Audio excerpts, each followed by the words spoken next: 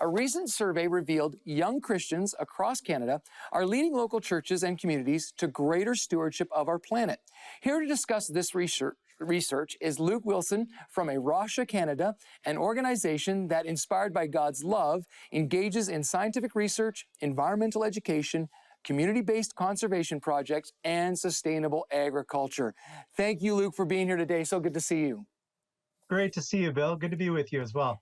Yeah, now your organization, A Rocha, has a special event coming up on May the 27th called A Day of Creation Care. And this is to encourage climate change and nature loss awareness. So tell us a little bit about what that's all about. So we participated in a survey with TearFund, and we wanted to find out what the next generations of Christians thought about climate change and nature loss. We had a hunch, but we wanted to confirm our hunch, and the research is overwhelming. Over 90% of young Christians feel it's important to act now on climate change. And even more so, they see climate change and nature loss as part of discipleship, part of Christian mission, and a core part of the gospel. So we want to do something together that mobilizes Christians across the country to act now. And A Rocha in Canada has been working for over 20 years at a local level, carrying out restoration projects. And we partnered with TearFund because they've been working at a global level and seeing the impacts of climate change around the world on the last, least, and lost, and most vulnerable. So we think it's really important to do this now. And we're trying to mobilize the church and at least 20 groups across the country to participate in this action day. Right. I mean, the survey was pretty overwhelming. 94% of young Canadians believe that this is an issue. So how did you collect that data? Where did it come from? Yeah, Bill, we surveyed over 700 young people. I'm still in that category of young people. It was people 40 to 18. And the majority was in the middle. Half of them had kids and care about their future, their kids' future. And we wrote to them about both climate change and nature loss issues. And we asked them, how worried are you? How concerned are you? What's the church doing? What's your church doing? And we found that there was a significant gap between what this generation believes is important and what's actually happening in their communities and churches. And so we saw an opportunity to help bridge that gap. And we think that pastors and Christian leaders have a great opportunity to walk alongside the next generation and live out this calling to care for God's creation. It's a mandate right in Genesis that we see all the way to Revelation, heaven and earth coming together. What Jesus did was about reconciliation with us and God, us and each other, and us and creation. So the next generation of young Christians see that as critical part of their faith. And so we want to catalyze action. I love that. Now, I know when it comes to the environment, though, a lot of people have a lot of fear, right? And so the Bible reminds us we've not been given a spirit of fear, but of a sound mind. So how are you sharing the opportunity or the hope that we have as Christians in a world that does seem in many ways in crisis? Absolutely.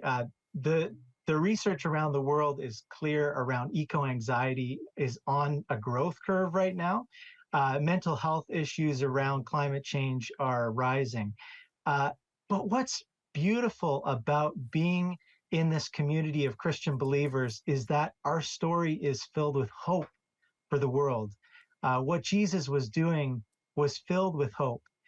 Does that mean that things are not scary or dire right now? Not necessarily, but it means that the wider story is an arc of what God's doing in the world and the way that we get to participate in God's action in the world. So instead of looking at this as the way the world looks at it from a crisis perspective, and certainly it is, we want to look at this as a response to Christ? How can we be faithful to the way he's called us to be in the world? And from that posture, we end up being prayerful, contemplative.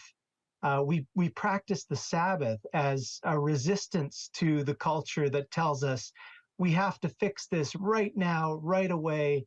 What we're trying to promote is what's been part of the faith for generations and thousands of years, that God moves in his creation. And that's something we can be hopeful about. And he hasn't forgotten what he's made and the gift that he's entrusted us to care for. So A Rocha and TearFund are approaching this very differently from what you might hear in the media and with other environmental organizations about the fate of the world. We think that our faith has something rich and good to offer because we're grounded in hope. I love that. And we're almost out of time, but I really want to capture this idea too, because I can only imagine that you encounter people who have maybe a slightly different view, in the sense that they think creation is for human flourishing and it serves that end. And it might appear that those two ideas are at odds. So how do you respond to that? Well, personally, I take them down to the Windermere Basin in Hamilton and try and give people an experience of tasting both the goodness of God's creation right in the heart of the industrial machine of Steel Town in Hamilton. You can see the steel mills right across from this patch of trees and lushness and migratory birds. And you have a conversation about how are these two things actually woven together? How does God's creation sustain us and sustain the world? And what's the long-term story about the gift that he's given us? And I find that those moments really are grounding, because we can find common ground when we're in God's creation together and we're sharing our hearts and our stories together. So, yes, there's tension around this conversation, but I usually find that when someone has a shared experience, either out in the forest or around a meal table, there's beauty and there's reconciliation and there's an ability to hold tension because of God's work in the world. I love that. Thank you so much, Luke, for joining us today. And you can get more information on A Rocha Canada by visiting 700club.ca.